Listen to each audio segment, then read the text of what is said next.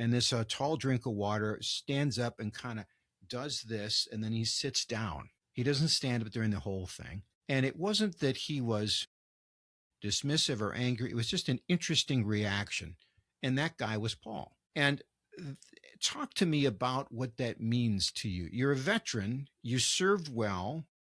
It was a good job that you did well, but you seem somewhat ambivalent about having been a veteran. Well, do you remember when I walked up to you, you asked me, you're like, oh, you're the guy that gave, well, what I really did was a half-ass salute and then sat down. And you're like, you're the guy that did that. Why did you do that?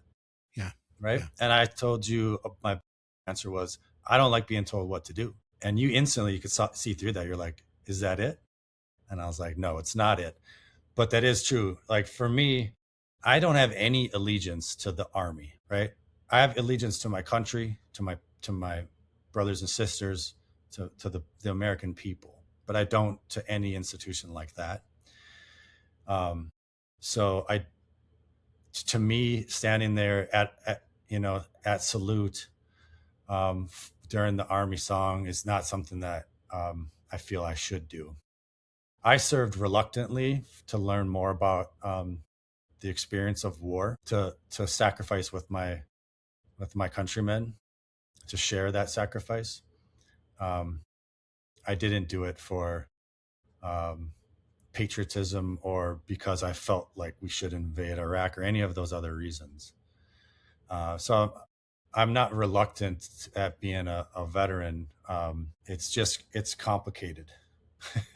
I'll say that. I'll say to that, I think when you say thank you, at least for me, when somebody who has served, I want to thank them. And it's not about the war. It's not really about the branch of the service. It's the appreciation that they did something for me.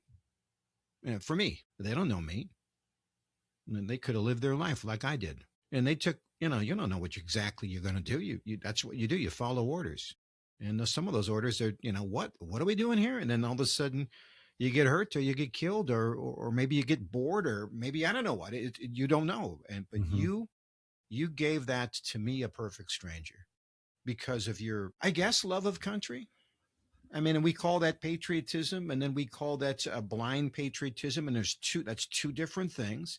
That's not my country, right or wrong. That's blind patriotism. It's like, I heard one of the founding fathers say this.